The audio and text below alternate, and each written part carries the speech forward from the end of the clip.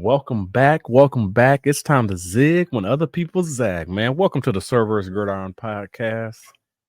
How is everybody doing this nice, beautiful day? Hope you're doing well. What about you, Mr. K. Camp? What up, what up, what up? Shalom, my Kim, to my good people, and shalom, my Kim, to my bad people. May you learn to become good. And if you don't know, shalom, my Kim means peace be unto you.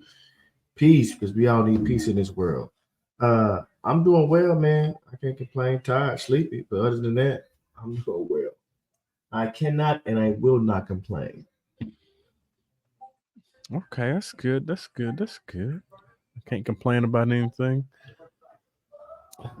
But I will say, maybe not on this episode, but maybe on the next episode, we're going to have some exciting news to let everybody know. We might big news coming up.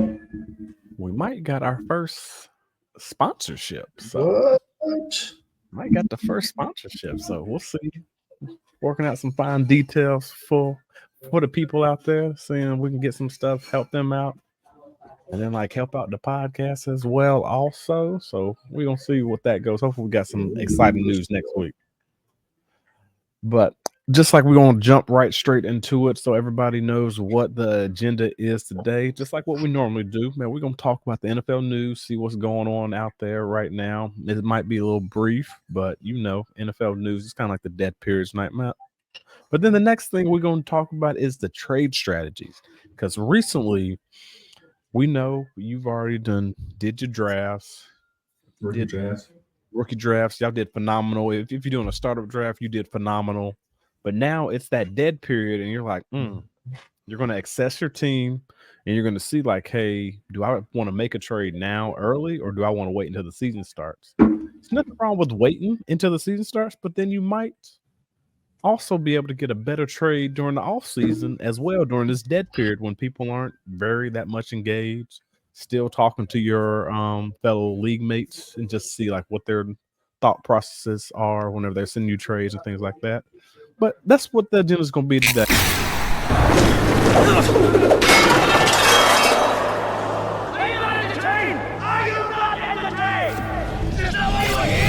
You're now listening to the Cerberus Gridiron Podcast.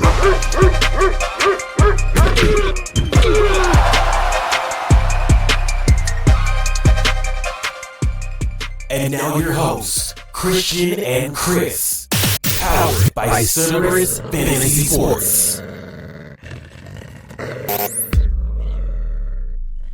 It's going to be today, NFL news and then trade strategies. But in the news, I just recently saw, and you tell me what your thoughts on this and then what's going to happen. Everybody, we done heard it in the room. Man, the cheetah, it said he is leaving football at the age of 30. Oh, he said it again or something? He reiterated that? I missed that. No, we all determined that was a lie. Because in recent news, he just started talking about where his next contract will be with all these other wide receivers getting paid right now. I told y'all. What dude there? Who was that talking? Telling me, oh, he got his own gaming or whatever going on. He got 10 children too in Miami. Really? He trying to get that bag. Mm-hmm. Another bag, excuse me. Yep. Really? So it's going to be interesting. And then I want to see what your thoughts are. So, do you pay him? Do you pay him what he wants? Or do you think will he reset the market like Justin Jefferson did? Or do you think you'll pay him right after him? So he's going to get paid next after this year, right? It'll be next year? Yeah. So I'm pretty sure they ain't going to pay Tua. Well, they're going to pay Tua. It just won't be a lot. It won't be Trevor Lawrence money. But, I mean, still $48, $49 million, whatever it is, it'll be over $45 million. That's still significant, especially if it's, that part is guaranteed or whatever for, 4 years. Let's say 4 years. Mm-hmm. I have to see his contract, but he gonna get a nice bag now. Two is, and I don't know, are they gonna have enough money to pay Tyreek? Tyreek, because what's going to happen is I'm thinking his going to be next year, right? So I think either him or Jahmyr will get paid first. He's going to reset it. Let me be clear. I'm sorry. Answer your question. Yes, he will reset the market because he's going to ball out again this year, right? He'll have 1,600 yards, 8 touchdowns, 100 plus receptions. He's going to have that again. So his numbers are going to demand that he resets the market, whether it's before Jahmyr or after Jahmyr. So, yeah, he's going to reset it. And whoever else, somebody's going to pay it. Somebody's going to pay it. But we saw that right there also. Like, that was a prime example of the reason why he got traded to Miami is because the Chiefs wasn't going to pay what he wanted. And it turned out that the Chiefs were right. We don't need to because we got that dude back there. We got him back there. So, that him got them number two. Back to back. Without you. You know what I'm saying? But everybody don't have him. See, that's the thing. See, everybody don't have him. Tua ain't him, right? So Tua need the cheetah. Pat don't necessarily need you. That's the difference. Everybody ain't Pat. But you also got to give contents out there to daggone Andy Reid up in that play column, man. Now, I ain't gonna lie, the dude is like a mad scientist. Like you talking about. He ain't like one of them old school coaches that's gonna keep the same playbook every year. That dude changing up plays like it is. He's steady, innovating and everything like that. He's like these daggone new websites out here, trying to be innovative, unique. But that's what you need. That's what you want. But that's what we gonna see what they gonna do this year. Who? KC. Oh, they trying to what Fabulous say? Hey, what's the song? Hey, he trying to repeat. He go, yeah, damn it. They gonna steal that. Now I got to repeat. And then some. Now I got to three-peat. Yeah. Oh yeah, I know that song. That you know that song? Yeah, because I put it up on my GIFs all the time. I mean, up on my thing on IG. Yeah.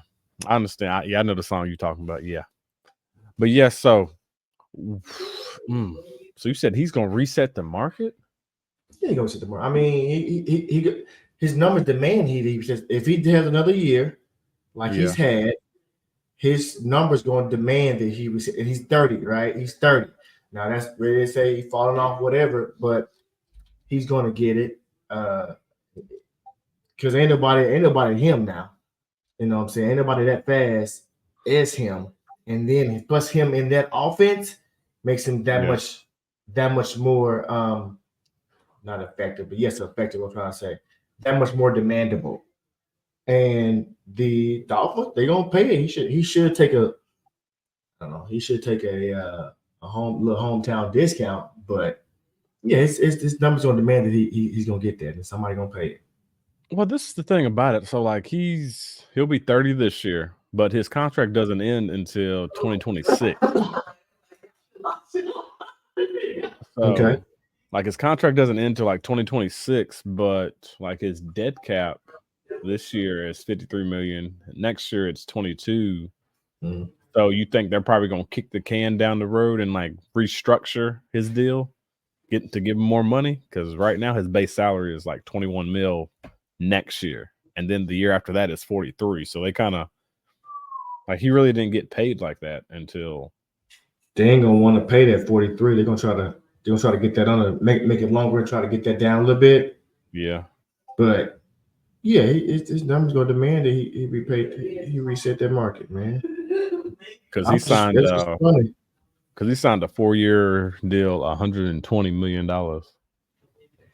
But the signing, like his guaranteed at signing was like 52 million. So, or in total guaranteed, probably about 70 something. So it's probably about like almost 3/4, a little bit.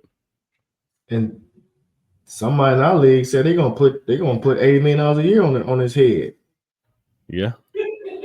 And I'm sure he was thinking like, oh, Tyreek could be there 2 years, and that other last 160 just fall off. Well, maybe not. Maybe not. We're gonna see if he changes his thought process with that. That's gonna be interesting to see. It's going to be interesting to see what's going to happen. But anything else you see up in the news? I thought that was very interesting, especially since we talked about everything going on with like all the wide receivers wanting to get paid and everything like that, and then them just. So I mean, yeah, it's gonna boost it more when he sees CD get paid. So yeah. Mm-hmm. That's funny though. He told me to I didn't talk. See them big numbers coming out. Wait a minute. I can.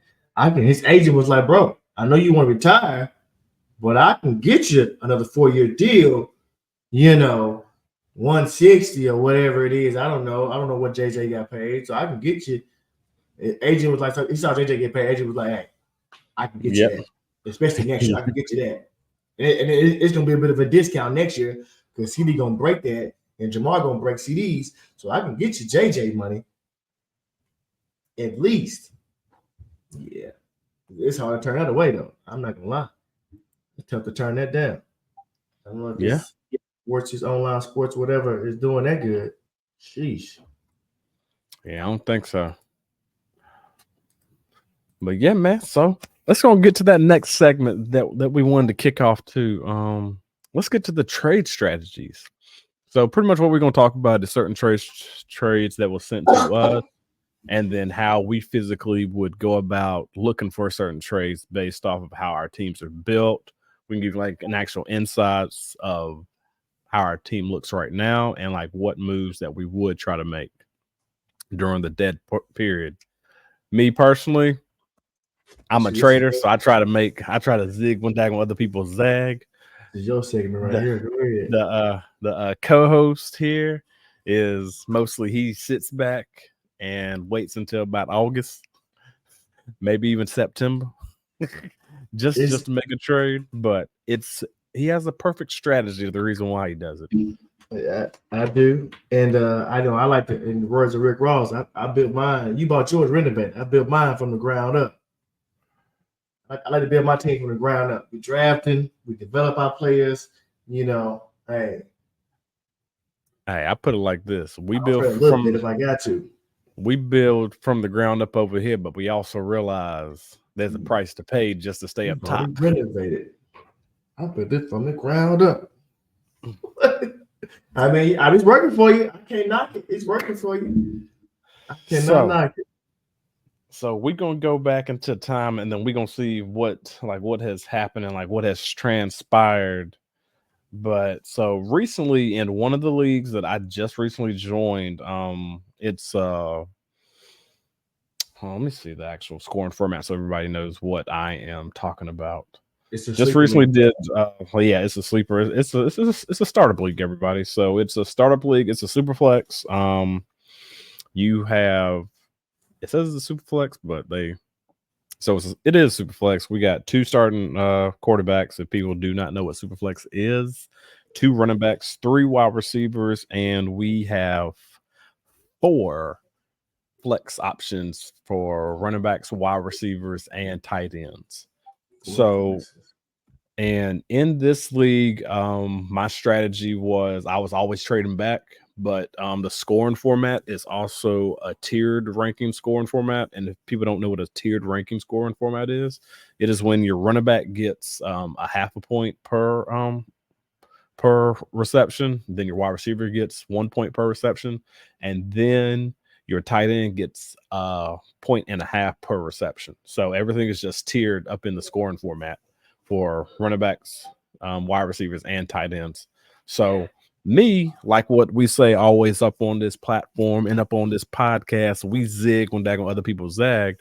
So your boy over here tried to do something different, and I wanted to see if I could rely on tight ends to get me across the finish line and get me into the playoffs.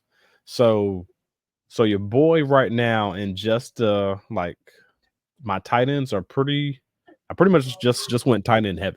Just so people know. I have Travis Kelce as one of my tight ends. I got Trey McBride, and I also got Dalton Kincaid. So I got some of the top hitters on top of people who I think that are going to do good. Like example, like Pat Freiermuth. I think he's going to take that next step up this year. Do you? Yes. So I think he's going to do a little step up, especially with Russ being there. We're going to see if Russ is going to throw it to his tight ends. We will see. Also got other tight ends who I'm very high on, like prime example, like Ben Sinnott out of up in the rookie. So those are my tight ends that I have. I got some other ones down there, but they're just waiting up in the wing. Most of them are just up on my taxi squad, but so that's just how the gifs as my team as y'all see what I have. So I just recently got a trade in that league, and I already knew it was going to happen because your boy got all the tight ends. It's tight end premium.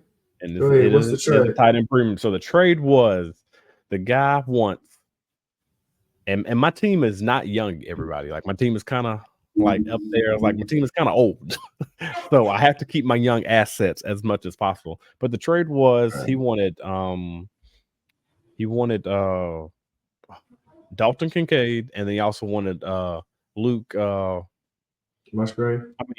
Lad McConkey. So he wanted Dalton Kincaid and Lad for what? Yeah, exactly. The face that you just said is the reason why I was like, yeah, we got to bring this to the pod.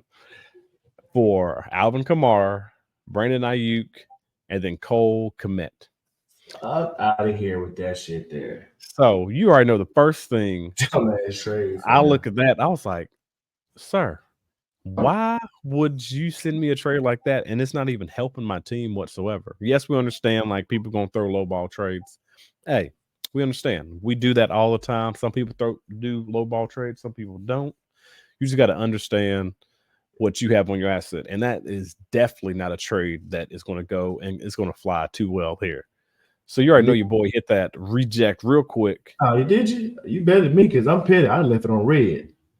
I left on read, whatever it's called. Read, red. I left it. Man, don't disrespect me with that. You gonna send me a trade, disrespect me? Okay. I'm gonna leave you on read like I ain't see it. It'll expire eventually.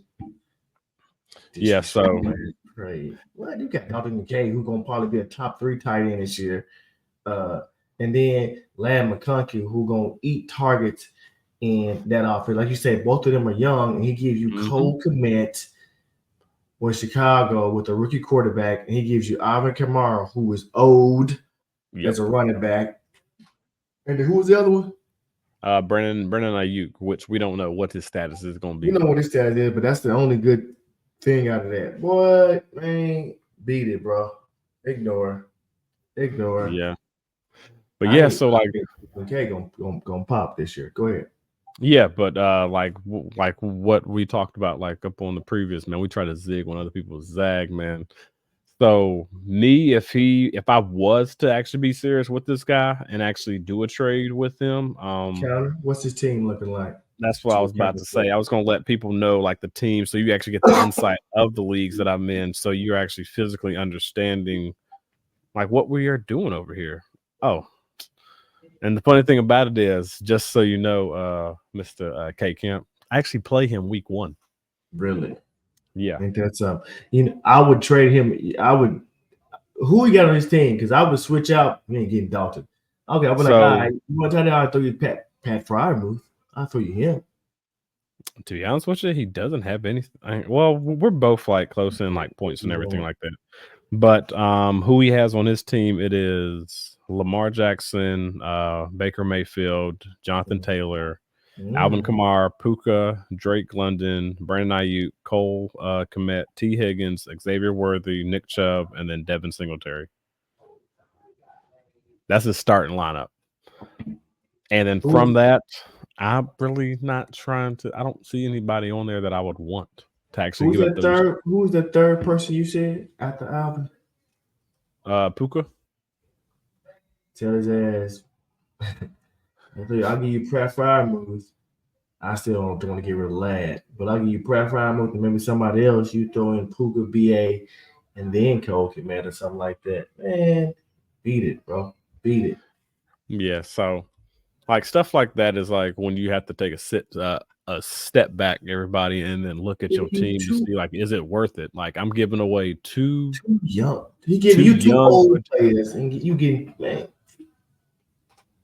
So you got to sit. You got to understand team. Make sure, like, always make sure you physically know the direction that you're trying to build your team in. Mm-hmm. And my team is. I understand that they are young. I mean, my bad. Let me rephrase it. I understand that my team is old. When I mean old, my team is old. So they'll probably be like a good hit this year and then next year. But then after that, they probably going to start taking that daggone snowball effect. But then this is also a startup league too. You never know how startup leagues go. You don't know if it's going to last a year, if it's going to last 2 years. I was in a startup league. Right. I was in a startup league, and I ended up punting my first year. And I ended up having like 10 first-round picks for this upcoming year, and then also up in the year after that. So a total of like around like 10 first-round picks. Come to find out, we ain't doing the league anymore. That's some bull. Yeah. Now, let me ask you this star league that you're in now. Is it like, okay, if you trade your 25 first, you got to go ahead and pay? Yeah, you got to go like that. Okay, okay. So it kind of forces GM to stay and keep the lead going. Yeah. Let's check. You had 10 first round picks in 2 years, and now you want to dismantle the league because somebody saw it. Oh, dude, for the red shot, probably. Yeah. I don't want to play that more. Dude, red shot. Hey, I can't stand that. Yeah. So that's the reason why, like, I ended up changing my strategy. I was like, from now on, regardless, any league that I join, and then it's a startup league, your boy is trying to win it regardless. But the team might look really. I'm talking about the team might look weird, and when I mean the team looks weird, everybody, the team looks weird. Like it's that type of team that you be like, huh?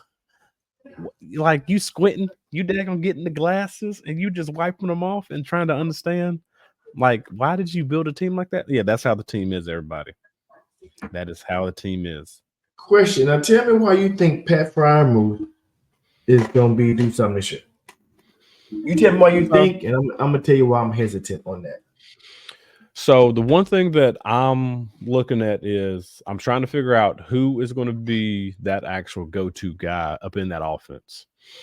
So when it comes to, GP? Oh, it could be. So like he could be. He could be. Okay, I said I'll let you finish. I'll let you finish, then I respond. So personally, I think Pat is going to end up being the next. Like he won't be the first option, but he'll be like that second and third. And personally, I think that he's going to do something this year different than like what he did last year. It's just a gut feeling. It's just one of those feelings that you have that you're now. You kind of put me on the spot right here, so I ain't got the stats that I want to put out there. So I mean that's fine. He was hurt last year, I think, a little bit too. So that's another thing is like he was hurt. They got a new different offense that's coming in. Yes, we know there's going to be a more of a run heavy type of deal, and with like that 1-2 punch. That's where I think he's going to excel in because of we know that, okay, if we got a beast, we have two beasts, well, not beasts, but we have two workhorses that are able to tote the rock up in the backfield with Najee and Jalen Warren back there. Doesn't make a difference who's back there. Maybe I can hit them off with that. Maybe it's like a 3rd and 2 or like a 3rd and 5 where, hey, man, I can fake the run and then I can dump it off to like Pat Freiermuth for like, and he can scoot in and then do his thing just to get a first down, maybe even a touchdown, depending on where they are. So that's just certain things that I see that I think he can do to open up the offense and what Arthur Smith is going to end up doing. So I just have a little faith in him that I think he's going to do something different this year. So that's one person that I do like as a tight end. So. Okay, so I'm gonna tell you my hesitation. Maybe give you a little something to think about. I ain't trying to change your mind. I just want to give you a little something to think about. Arthur Smith offense. Does he use tight ends like that? You don't. Okay, that's the first thing. Second thing is, as long as we've been knowing Rush been in the league 12 years? Yep. Has he used tight ends like that in the middle of the field? Has he thrown in the middle of the field like that? It depends on what tight ends you man. Now you about to see. This is why you gotta make me go back. I don't think Russ has done that. I don't think Russ has targeted down the middle of the field like that to his tight end. I don't think he's targeted his tight end like that. So with that question mark, and then with the Arthur Smith question mark, that I'm just telling you that's why I have that hesitation on Pat Fry. So all I'm saying, we can leave it at that. I ain't trying to change your mind. Really something to think about. All right. I could be wrong. We'll see. But I'm not high. For those two reasons, I'm hesitant on Pat Fry. Not because of his skill or talent. It's just that offense. And I don't know if Russ did that over his 12-year career, hit the tight end like that down the middle of the field. I don't think he do like that. Yeah. Well, I see you quiet up there, so you looking up some numbers to try to rebuttal. Yeah, I am. I'm looking up some numbers. Excuse me, I got a trade today. The first trade, I got two trades. The first trade, I was like, So hold on, let me go on and do that rebuttal real quick. So you do say he does not throw the tight ends, but this is kind of at least how many years is this? This is year 13 for us, ain't something like that, somewhere around there. So back in 2016, he did throw to his tight end a lot. And then his tight end that year was Mr. Jimmy Graham. So he throwing. So he threw him 65 balls for 923 yards and then 6 touchdowns. And I'm trying to go back in time to see what type of assets he had that year, just so I can give more insights of the reason why. Because what I'm looking at right now, the stat. And so you telling me, so 1 year out of 12 or whatever years he's been in the league.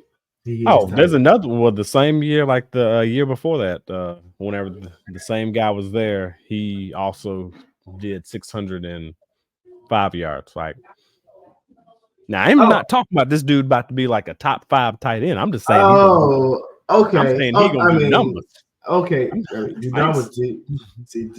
Okay, 600 yards. Okay, that's not impressive for me for a tight end. Okay, so you're saying him doing that? That's what you're expecting. I'm sorry. See, that's why we talk when we communicate. Yeah, I'm not talking about this dude about to do top 5 numbers. No, I ain't talking about that. Because I thought you said you were high on Pat Freiermuth. So to me, if I'm high on somebody, he's a tight end. He needs to do over 800. He needs to do over 808. 800 yards, 8 touchdowns. Reception need to be, I don't know, need to be 90 plus. Well, but you also got to realize too. So you also got to realize too. You said 75 for like a tight end. That's what you want. I'm thinking, somewhere around there. You can give. I was gonna say 90, but I think 90 might be a little too much for a tight end, especially if you got somebody else. You got George Pickens who should demand more targets.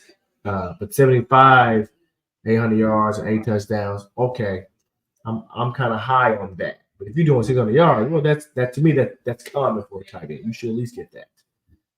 So this is also another realm. So these are the stats that I'm gonna say in 2015, 16, and 17. Whenever Russell Wilson had Jimmy Graham, Jimmy Graham did not play and I'm trying to go back and actually find the actual wide receivers that they did have, just so I can bring some content to what they did. This was the first year that Jimmy Graham joined the Seattle Seahawks.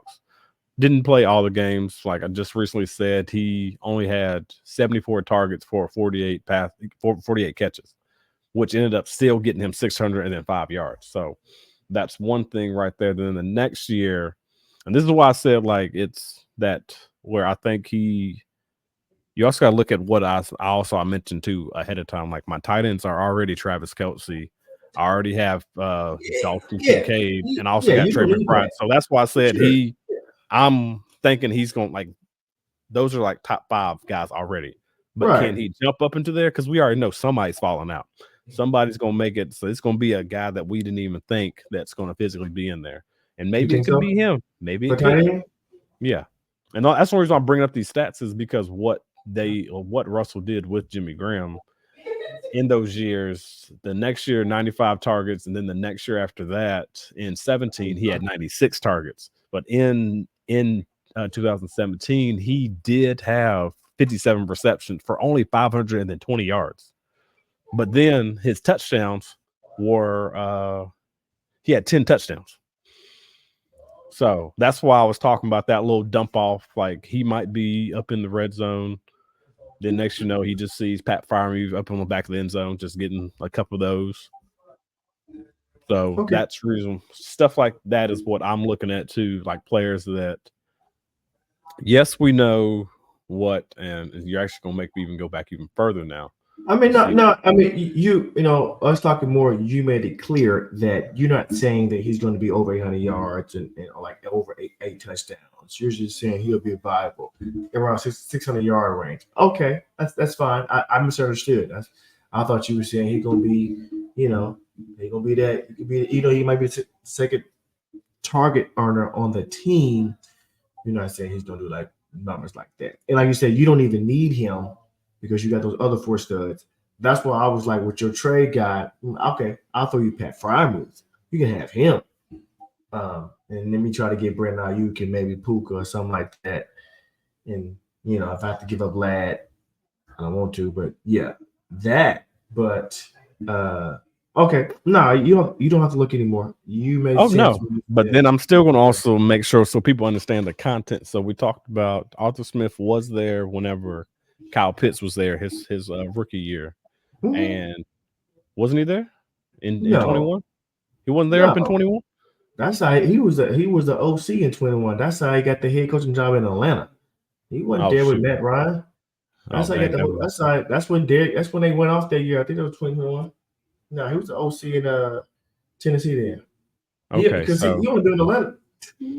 So this is the reason why I'm bringing that content into now. So you remember the numbers that we just recently said, right?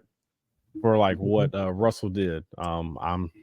He had like, so the same similar scenario. The only thing that's different is that, so last year Kyle Pitts had 90 targets for 53 receptions for 667 yards.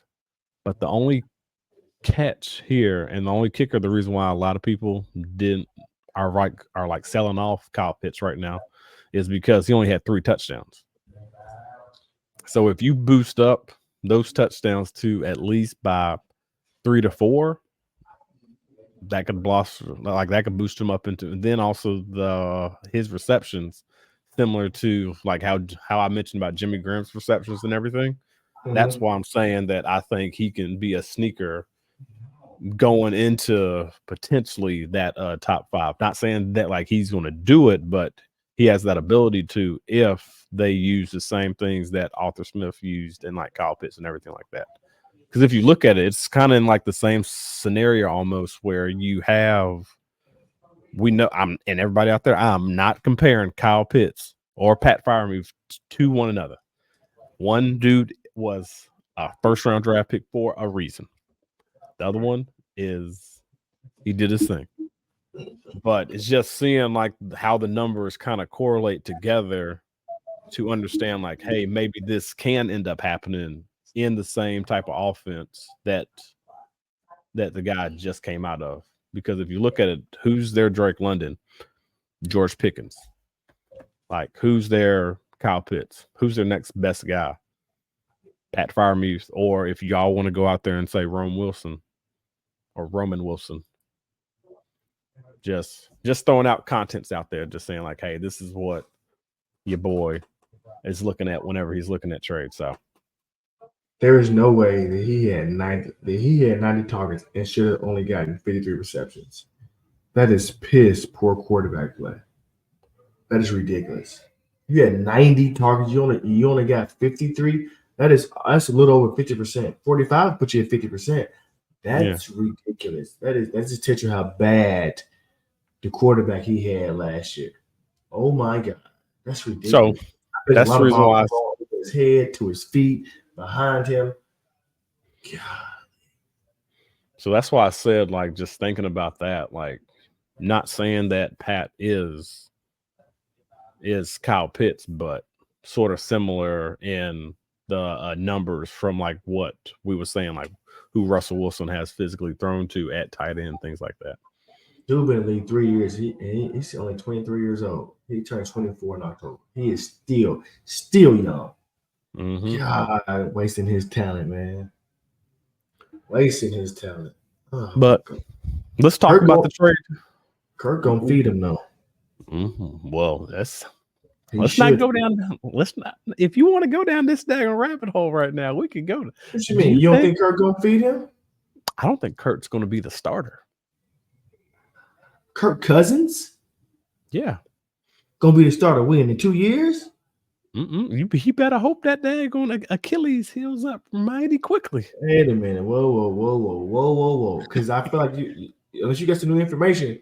Because I kind of first of all, I kind of feel like you flip flopping. Because I remember when we talked about it weeks ago, you was like, "Oh, it's not his plant foot. He should be all right." Now you changing your tune. You got some information. We said on here, you was like, "I think he'll be all right with that." You don't think he's gonna be the starter? Nah, man. Hey, I don't think he might. He got some competition, man, with Michael Penix. Is his competition? Man, stop. They're paying that boy $90 million. Dude is gonna start. If he can get out there, and move, he's gonna start. The only way he won't start is if he's not physically able to start. If he's physically able to start, Kirk Cousins will start the season. I guarantee it. It's not gonna be a Russell Wilson and Matt Flynn. What's the boy Charlie Barkley say? I guarantee. If he's healthy, Kirk Cousins will start the season. Yeah, but he better not go up on the losing streak. Yeah. Well, I mean, I think I might have said that. I said that because if he ain't able to, what's gonna hurt him if he's not able to perform in training camp and they see him like a penny with this hell of an arm he got and throwing pinpoint accuracy passes because he won't be pressured. You know, they're gonna see that because it was just stupid for them to draft him. That's right. I said it after our draft episode that it was stupid for them to draft him because of that. They don't see dude flinging that ball with their left hand, and they'll be like, man, what Kirk at? But if Kirk is healthy, he will start the season, and Kyle Pitts will get his targets and get better receptions. So remember, now you're saying that Kirk might not start if he's healthy, or you're saying it won't be because he won't be healthy? No, I'm saying because he's not healthy. Oh, okay. Well, I mean, yeah. Oh, well, yeah. He ain't healthy. But I think if that boy ain't healthy, it's sort of like he gonna just take the keys and just go on and start that car up. You think so? Man, you see what's behind him right now? I mean, I see that arm behind him, but that he can't pressure. I seen pressure. Pressure bust pipe. Everybody can't pressure. All I'm gonna say. Pressure. Right, pressure. We'll see. Faster. He a rookie now. Is you telling me he finna be CJ? You telling me he finna be CJ? It's CJ-esque. He gonna be CJ-esque? If you telling me he ain't gonna be CJ-esque, I don't want to hear it on Michael. And I'm a fan of Michael, you know, but you telling me he gonna be CJ? I don't know. Man, let's get off my soapbox. Let's go and talk about this trade that you got sent to, since this is talking about trade strategies. So what's going in? I had a GM send me. He sent me Jahmyr Gibbs and Marvin Harrison Jr. for Breece Hall, Malik Neighbors. That's to me that's the fair trade. That is a fair trade. But the GM has also said he's a huge fan of Breece, and he said many a time, if Breece, he's tainted because of how I got him. He don't want Breece, he's tainted. But then every 3 months, what it is, the dog days of summer, he's bored. Let me throw this out here. Let me throw some shit at the wall. He's just throwing shit at the wall. He's bored. You know what I'm saying? Yeah. He told me how many times have he said, I'm done with Breece, you got him, I don't want him. He tainted to me. And then here we go with a trade. But that's not a bad trade, though. That's actually an even trade. I'm not gonna do it because I mean it's an even trade. Is Breece better than Jahmyr Gibbs? Yes. Could Malik Neighbors have a more explosive season than Marvin Harrison? Yes. But it's still, I mean, you know what I'm saying? It's still even. It's like it. But who trusts Daniel Jones? Do you trust Daniel Jones? Or do you trust Kyler Murray more? Who do you trust more? Kyler. You trust Kyler more. Okay, right. So it's even, right? Because like, okay, Breece is better than Gibbs, and then Harrison's better than Malik. So it's a trade-off. But that wasn't the one I was. That's a fair trade, actually. But then he sent another one, so I guess he rejected that one. The other one was he sent me Jackson Smith and Jigba, Jahmyr Gibbs, Brock Bowers, for Daniel Jones, Breece Hall, Malik Neighbors, and a second-round pick next year. To me, I think that's lopsided. Why? Go ahead. You want to say something? Do you think it's lopsided? I think it's lopsided. Well, I was about to say, like, read that back again. Like, I'm trying to analyze like what was sent. Okay. So it wasn't a 4 for 3. Yep, I'm sending 4. I'm sending DJ, Daniel Jones, Breece Hall, Malik Neighbors, and a second-round pick next year. Okay. And he's just so you know, everybody, this is the same GM that said Daniel Jones is going to be the next Josh Allen. Just so you know. He didn't say that. I'm gonna quote my man right. I'm gonna quote you right. He said that he thought this was in 2020. This was last year. Last summer, right? Last summer, 2023. Last summer, he was saying that Daniel Jones can take a Josh Allen jump when Josh Allen got Dayball and Stephon Diggs, and we argued his ass up and down. He can make that leap. He also said that Dan Jones, he needs the number 1 wide receiver. He's always said that. So, but you know, we pick it on him. We're gonna say, bro, you saying dude this him. He ain't him. Okay. So just to go off what you just said, so do we think Malik Neighbors is going to be his wide receiver 1? Yes.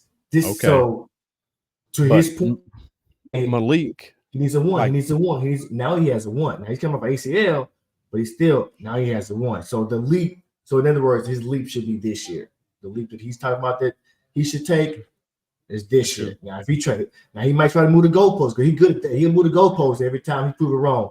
He'll move the goalpost. But this should be his leap. Now, I do think that Dayball is gonna force feed Malik the ball. I think he should. I think he's gonna force feed the out of him. Probably to a fault. Because I mean, who else is DJ gonna throw the ball to? No idea. Who else the Giants have? Theo Johnson at tight end. Okay. Only 2. You know, we'll take him. But I think he's going to scheme and leak open, crossing routes, middle of the field. He'll tell you, because I do like Dayball as an OC. He's going to get him in open space, open field, on the move, right? Let him be explosive. Yep. Hopefully he moves him all around the formation. I don't know how he is in the slot. He's pretty good in the slot, huh, Malik? Yeah, he can play all 3.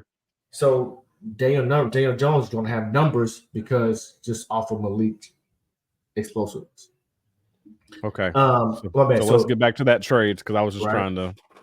So you got Daniel Jones. Yeah, Breece, Neighbors, and a second next year. 4, JSN, Jahmyr Gibbs, and Brock Bowers. That's the face I made. Does that seem fair to you? That's the face I made. Huh? That's the face I made. I was like, he can't be. You know what I'm gonna do? I'm gonna leave it on red because I think that's a slap in my face because that's not even a fair trade. The first one's a fair trade. This one's not a fair trade because I'll tell you my thoughts and you tell me your thoughts. Why you make that face? The same face I made. JSC. So, I think we both love. Oh, you want to go first? Go ahead. Why don't you go first? Yeah, hey man, this is your part right here. Go ahead, do you? We can end this our last segment. We have 45 minutes. We both like JSN, but we realize JSN is in a terrible situation. We saw what he did last year, so I'm not high on JSN this year. I have him in another league. I'm about to ride him out. I I kind of tried to trade him with nobody bite. I'm about to ride it out to hope that the buddy from Washington, and it's gonna be more offensive, that he gonna take a step. I don't know how, because Tyler Lockett just resigned there, right? So I think the consensus that people are down on JSN. That's one. Two, Brock Bowers. He's a rookie. He don't know who his quarterback is, and then he also has Michael Mayer on the other side of him. So we still don't know what he gonna be, right? It's just question marks with him. And then so you gave me Jahmyr Gibbs. Okay, he's a stud, but I'm also giving up a stud who's Breece Hall, and then I'm also giving up who we all think that will be a stud in Malik Neighbors. Then I'm giving up his quarterback, who was cheap. Giving up his quarterback, and I'm giving up a second-round pick. Like, how does that? I can't compute that's even close to being even. Your thoughts? So, you said this is in the Power League. So, what I'm actually gonna give context to like what he's. I don't want to get too much. I don't want to give too much information. I didn't name no league or nothing. So you spill it out to me. See that? Yes, you did. I never said the Power League. I never said which league. I just said you just said it. Team. Because after you said it, once you said it, it's out there. It's out there. It's in the ether. Hey man, shoot! Don't be bringing stuff up here to me. I thought you would get my hand. Okay, he's trying to keep it coy. He's trying to keep it. Nope. We putting stuff up on the table. All the information out because he ain't here to defend himself. So I didn't want to, do all that. I don't care about what you're doing, what you ain't trying to do. Hey, you You send something, and we talking about it. So if we looking at everything of what he is building, so we already think that Breece is going to be a top 2. We think that he has the potential to be the number 1 back. Both think that, and so does he. Thinks that too. Yep. So that's a step up there. So, and then off gate, it seems like he's trying to run back around for that DJ scenario again, because he's trying to because what he said last year, he said that like he was gonna be, so even though he's kicking that can down the road, he's like, oh snap, he actually has a number 1 this year. So maybe it's gonna be this year instead of last year. Maybe I was like a year too early, so let me go in and get him also on top of that. And like everybody's already talking like, oh, like he's trashing everything. Which is he? Yeah, pretty much. He ain't worth the money, but now he ain't worth the money. How much do you think he costs? I tell you right now, DJ $500K. Oh no, he's more than that. Come on now, he's more than that. Are we talking about the contest of the league, or are we talking about up in the league? In the fantasy league. No. That's what you're talking about, right? Are you talking about in real life? No, I'm talking about up in the league, like up in our league. Yeah. No, he's more than 500. But to me, was like a meal too. No, he's more than he's $8 million. I didn't think that was that much. To me, that's not that much. $8 million, nothing much money. Hell yeah, it is. Not for his sorry behind. I mean, with him having Malik Neighbors and what he could be, the off potential, I don't think that's that much. Not when you got quarterbacks in the league going for $30 million. You know what I'm saying? Like if you were to rank, oh, you're doing ranking the QBs based off their price. QBs based off their price. I think it's a deal. Okay, yeah, I see what you're saying. That's all I'm saying. But going back to the context of, we all think that Breece is going to be, and this is just me going based off, and so like looking at the trade strategies and zigging when other people are zagging. So yes, I think DJ is probably going to have, and he's staying the same. He's going to have a better year because he has the number 1 in Neighbors there, and we already know Dayball is probably going to force feed him. So off gate right there, even if I do not have DJ up in the thing. Those 2 guys right there are studs off gate. Oh, Breece and Malik. Yeah. And we've already said that Breece could end up doing 1,000 for 1,000. Like he has the potential to do that, to do what CMC did. So he almost did last year. Exactly. Without AR. Mm-hmm. So with him having that same S. And then also including the second round pick come on, Mike. What?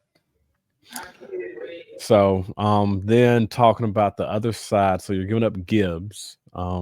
Me, I just see, is Gibbs a good running back? Yes. But is he that Breece Hall? I don't think he's that Breece Hall, personally. So that's also a tick down for me. And then Mr. JSN, I think he might do a little something this year, depending on how they use him. And the reason why I'm saying that is because, yes, they did extend Tyler Lockett, but I still think there's some breathing room in that wide receiver locker room that maybe even though they extended him, they wanted to extend him just so he can still mentor JSN. So the roles might end up swapping. So JSN might be that number 2, and then Tyler Lockett might fall to that number 3. So just like switching roles a little bit.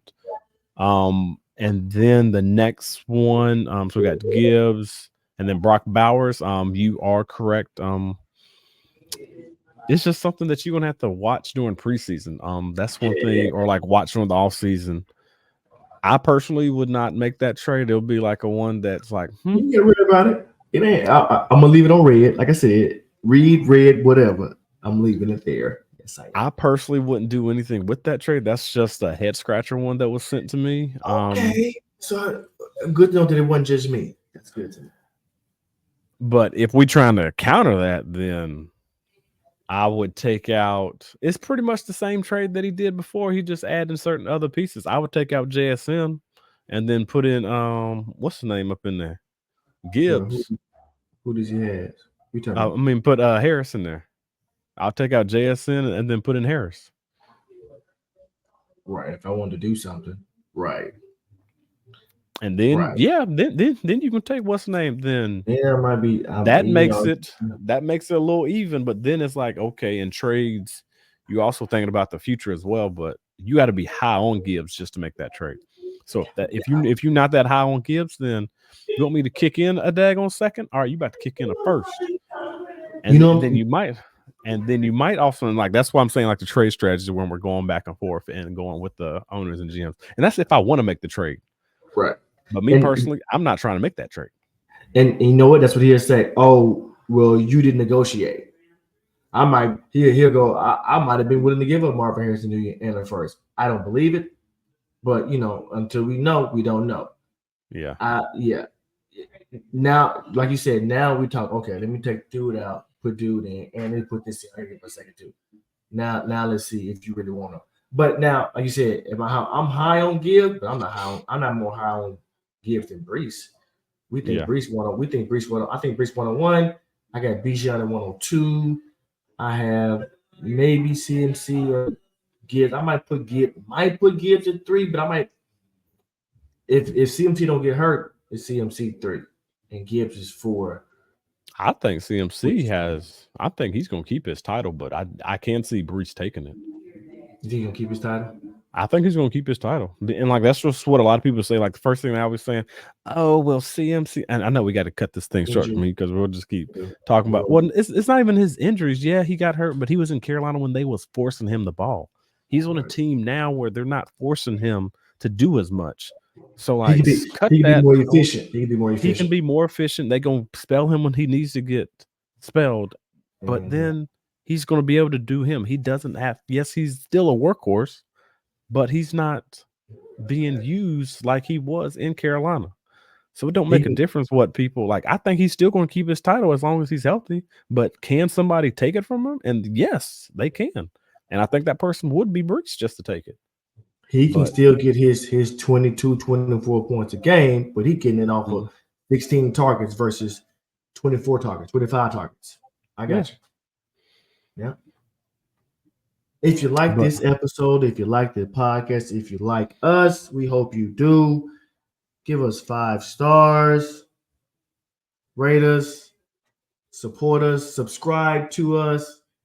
Give us a positive review. We appreciate it. That was your line. I took your line. So, anybody out there, I would like to thank you for coming and listening to the podcast. We greatly appreciate you very much.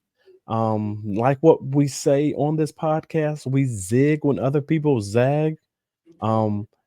And the last but not least, spread love, not hate. And then we out. Thanks for checking out another episode of Cerberus Gridiron Podcast, powered by Cerberus Fantasy Sports. Make sure you stay tuned for the next episode. Even more now. I was grandfathered in. Oh wow. It's like $250 or something like that for just for yourself. $250 a month? Yeah. Oh. I make a lot of amenities, but what they $250 worth? Okay, yeah. Your boy ain't about to be dropping $250. That's like a cell phone bill. And then that's like bill don't cost that much. Mine's like $120, I think. My cell phone bill. Why you got everybody? Is you on a family plan? Okay, that's yeah, four lines. Okay, I'm about I to got 4 say. lines. Yeah. Okay. Yeah, boy, it's kind of crucial. But all right, let's get to it. The show must go on. Welcome back.